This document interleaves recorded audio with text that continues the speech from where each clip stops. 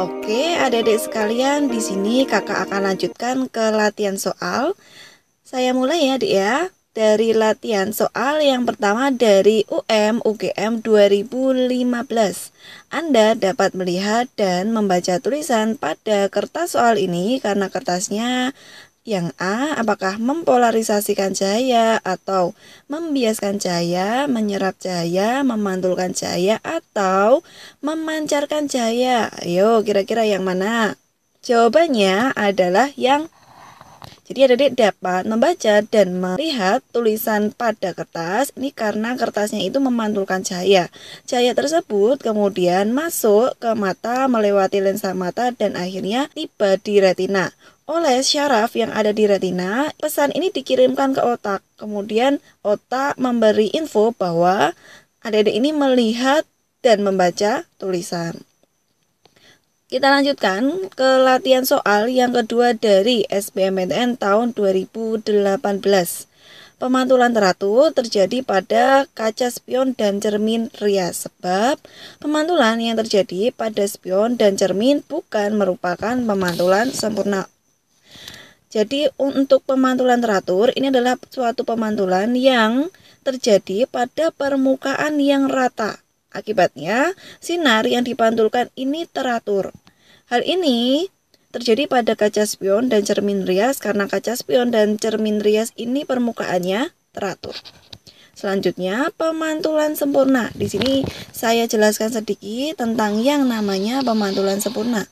Pemantulan sempurna ini terjadi ketika cahaya dibiaskan dari medium yang rapat menuju ke medium yang lebih renggang. Berdasarkan hukum Snellius, ketika cahaya datang dari medium rapat menuju ke medium yang renggang, maka dia akan dibiaskan menjauhi garis normal. Semakin besar sudut datangnya di sini, maka bisa terjadi suatu saat seperti ini, Dik. Oke, sudut ketika sinar biasnya ini sejajar dengan bidang batas dinamakan sudut kritis. Jadi sudut datangnya ini dinamakan sudut kritis. Semakin besar lagi sudutnya dari IK ini atau sudut kritis, maka yang terjadi adalah pemantulan sempurna. Pemantulan sempurna dalam kehidupan sehari-hari contohnya adalah fatamorgana. Jadi pemantulan pada spion dan cermin bukan merupakan pemantulan sempurna, ini benar. Contoh dari pemantulan sempurna tadi adalah fatamorgana. Jadi pernyataan benar, alasan juga benar, namun keduanya tidak berhubungan. Kita pilih opsi yang B. Selanjutnya, latihan soal ketiga dari SBMPTN tahun 2018. Indeks bias kaca kurang dari indeks bias air. Sebab cepat rambat cahaya di dalam kaca kurang dari cepat rambat cahaya di dalam air. Kita coba dari pernyataannya terlebih dahulu. Indeks bias kaca. Nah, indeks bias kaca kalau adik searching di Google ini sekitar 1,5. Sedangkan indeks bias air ini nilainya sekitar 1,3. Jadi kesimpulannya adalah indeks bias kaca lebih besar daripada indeks bias air. Pernyataannya salah. Kemudian cepat rambat itu berbanding terbalik dengan N. Jadi ketika indeks biasnya besar, maka cepat rambatnya kecil. Sebaliknya ketika indeks biasnya kecil, maka cepat rambatnya besar. Jadi di sini ketika NK lebih besar daripada NA, maka VK ini bakalan kurang dari VA, cepat rambat cahaya di air. Jadi di sini cepat rambat cahaya di dalam kaca kurang dari cepat rambat cahaya di dalam air, benar. Pernyataan salah, alasan benar, berarti kita pilih opsi yang D. Selanjutnya, latihan soal keempat dari UTBK tahun 2019. Seberkas cahaya datang dari udara menuju medium yang berindeks bias 1,5. Jika cepat rambat gelombang cahaya di udara atau di vakum adalah 3 kali 10 pangkat 8, maka kecepatan cahaya di dalam medium tersebut adalah saya tulis di sini V mediumnya adalah 1,5. Kemudian cepat rambat cahaya di udara, maaf ini maksudnya indeks bias medium ya Dek ya. Cepat rambat di udara yaitu 3 kali 10 pangkat 8. Indeks bias udara ini nilainya selalu 1. Yang ditanyakan adalah cepat rambat cahaya di medium. Kita gunakan perbandingan yaitu Vm per Vu. Dia berbanding terbalik, jadi nanti di sini Nu per Nm. Vm yang ditanyakan, kemudian Vu-nya adalah 3 kali 10 pangkat 8. Sama dengan 1 per 1,5. Vm sama dengan 2 kali 10 pangkat 8 meter per second. Opsi yang sesuai adalah yang C. Latihan soal kelima dari SBMPTN tahun 2017. Pernyataan di bawah ini yang benar dan berhubungan dengan cahaya sebagai gelombang adalah: yang pertama, seberkas cahaya yang merambat dari medium udara memasuki air, ia akan mengalami penyerapan sebagian energinya oleh air. Jadi, ketika seberkas cahaya merambat dari medium udara ke medium air, ia akan mengalami perubahan cepat rambat. Karena cepat rambat ini berubah, maka lambdanya juga berubah. Ketika lambda ini berubah, maka energinya juga berubah. Karena energi ini sebanding dengan H C per lambda. Nah, ini untuk lebih jelasnya ada di bagian teori kuantum. Ketika lambdanya ini berubah, maka energinya juga berubah. Seperti itu. Jadi ini berubah karena ada penyerapan sebagian energi di dalam air. Yang kedua, seberkas cahaya dapat mengalami interferensi di dalam air. Ini juga benar. Dan yang ketiga, seberkas cahaya yang merambat di dalam suatu medium, panjang gelombangnya tetap. Jadi kalau mediumnya sama, ini dia pernyataannya itu dituliskan suatu medium. Jadi dalam medium yang sama, panjang gelombangnya itu selalu tetap. Pernyataan ketiga juga benar. Kemudian pernyataan yang keempat, seberkas cahaya yang merambat dari udara memasuki air tidak mengalami perubahan panjang gelombang. Salah. Yang tidak berubah itu kalau dalam medium yang sama. Jadi pernyataan 1, 2, 3 saja yang benar, kita pilih opsi yang A. Selanjutnya, latihan soal ke-6 dari UTBK tahun 2019 yang merupakan sifat bayangan yang dibentuk oleh cermin cembung. Contoh dari cermin cembung ini adalah spion. Adik-adik bisa menemukan spion ini di kendaraan, mungkin motor pribadi adik-adik. Adik-adik bisa lihat di spion tersebut bayangannya tegak atau terbalik, hayo. Oke, tegak ya Dek ya, karena Adik melihat kalau ngaca di spion itu kan kepala tetap di atas, kaki tetap di bawah. Jadi bayangannya tegak. Kemudian kalau Adik melihat spion, ini mobil yang di belakang atau kendaraan yang di belakang itu kan seolah-olah mengecil. Jadi pasti di sini hubungannya juga diperkecil. Nah, untuk cermin, bayangan nyata ini ada di depan, sedangkan bayangan maya ada di belakang cermin. Jadi, kesimpulannya adalah sifat bayangan yang dibentuk oleh cermin cembung adalah maya tegak diperkecil. Latihan soal ke-7 dari UGM tahun 2018. Sebuah lensa terbuat dari bahan dengan indeks bias 1,5 memiliki jarak titik api yaitu 20 cm di udara. Lensa lain dengan geometri yang sama terbuat dari bahan dengan indeks bias 1,4. Berapakah jarak titik api lensa kedua ini? Jadi diketahui indeks bias lensa yang pertama adalah 1,5. Indeks bias lensa berikutnya sama dengan 1,4. Diketahui jarak titik api atau jarak fokus lensa pertama adalah 20 cm. Nah, mediumnya ini katanya udara. Berarti 1. Yang ditanyakan adalah fokus lensa kedua. Diketahui geometrinya sama. Berarti kelengkungan awal dan akhir sama. Kita gunakan perbandingan yaitu 1/f per 1/f aksen sama dengan NL per N medium min 1 dikalikan dengan 1/R1 ditambah dengan 1/R2. Kita bandingkan dengan NL aksen per NM min 1 dikalikan dengan 1/R1 ditambah dengan 1/R2. Diketahui geometrinya sama, berarti saya coret. Nah, sekarang 1/f dibagi dengan 1/f aksen, berarti F aksen per F. Kita masukkan NL yang pertama adalah 1,5 per 1 min 1. Kemudian yang kedua 1,4 per 1 min 1.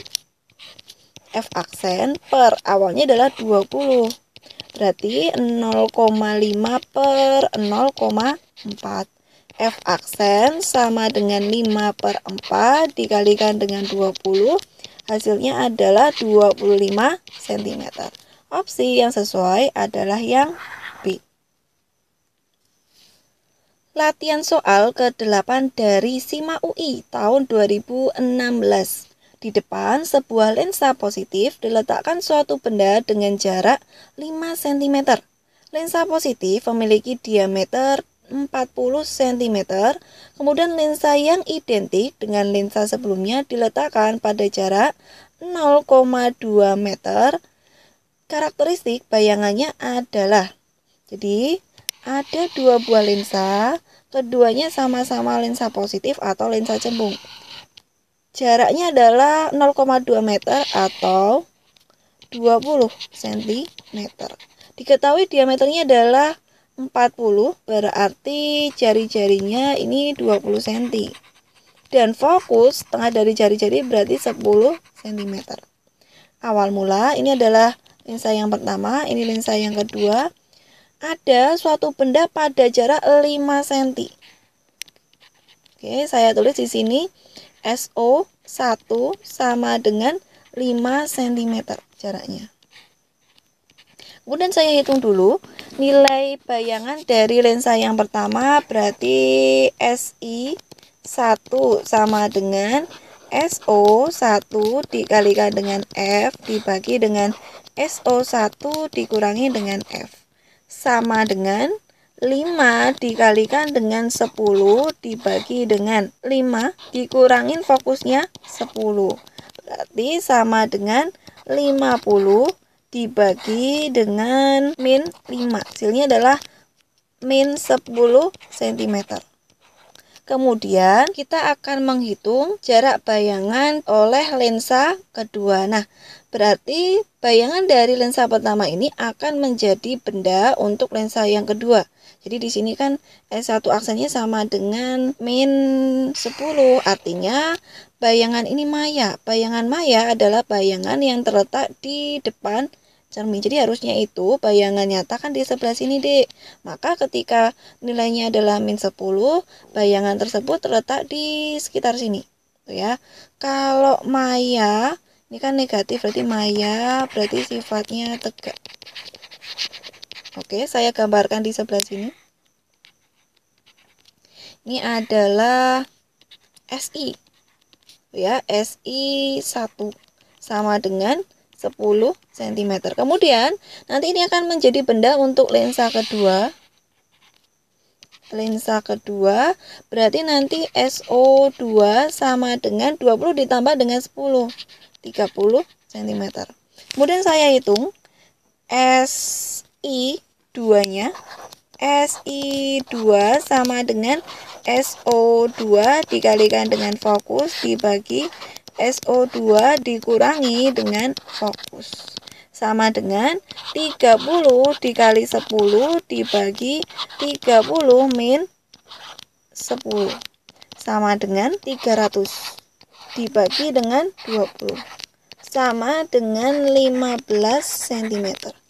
Karena nilainya positif, maka SI2-nya terletak di belakang lensa yang kedua. Seperti ini. Seperti ini adalah SI yang kedua. Oh iya, ini karena nilainya itu positif, berarti kan nyata. Kalau nyata, berarti pasangannya sama terbalik. Seperti itu. Saya gambar seperti ini berarti.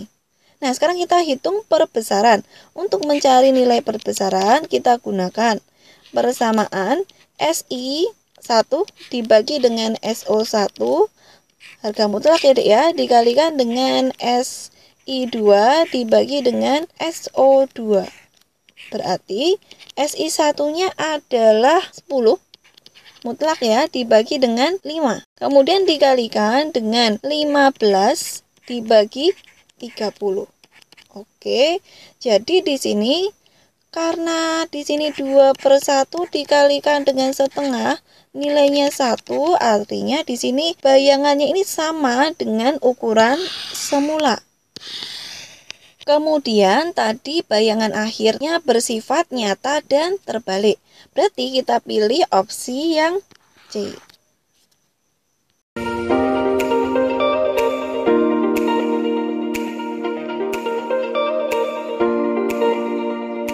Latihan soal ke-9 dari UGM tahun 2018.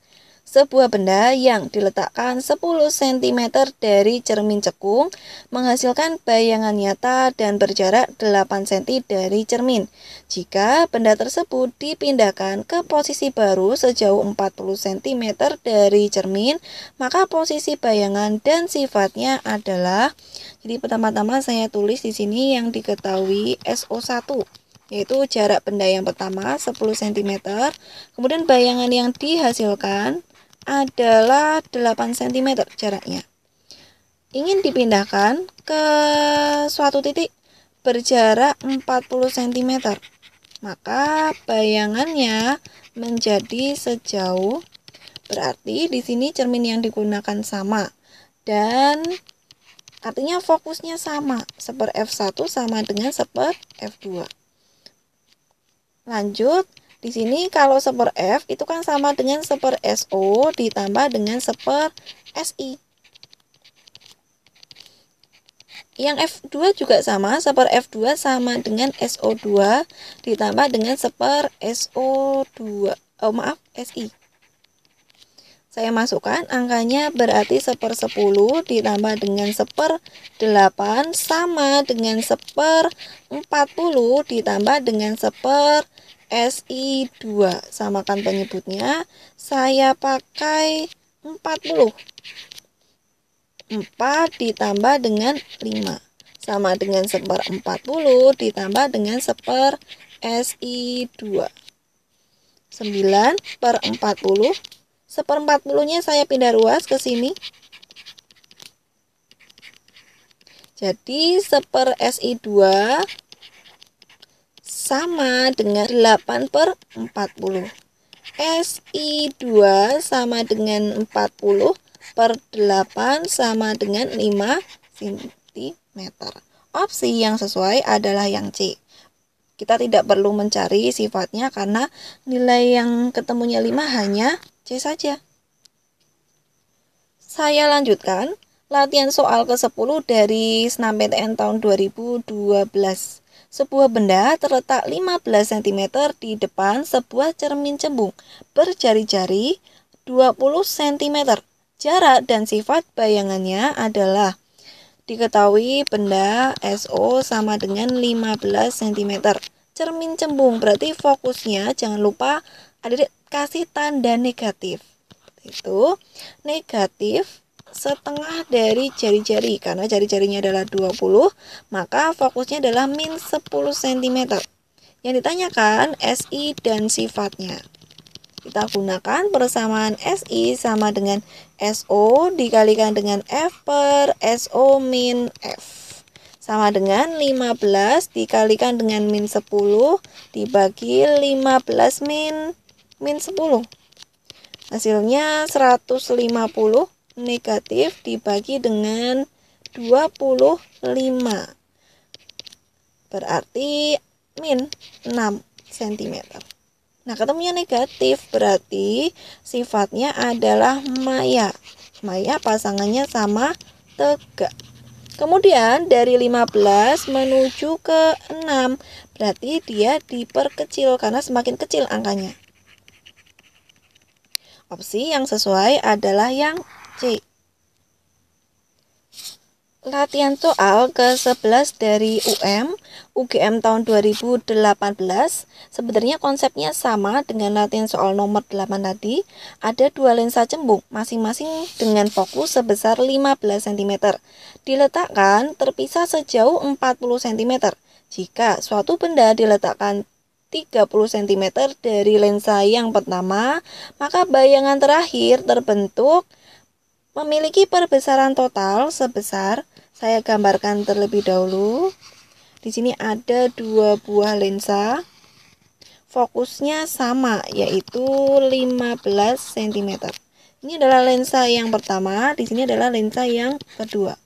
Keduanya berjarak 40 cm. Kemudian dari lensa yang pertama, jaraknya adalah 30 cm. Saya sebut di sini adalah SO1 sama dengan 30 cm. Kemudian saya hitung terlebih dahulu nilai dari SI1-nya menggunakan persamaan SI1 sama dengan SO dikalikan dengan F per SO dikurangi dengan F. Jarak bendanya tadi adalah 30 dikalikan dengan 15 dibagi 30 min 15 sama dengan 30 kalikan dengan 15 per 15 sama dengan 30 cm.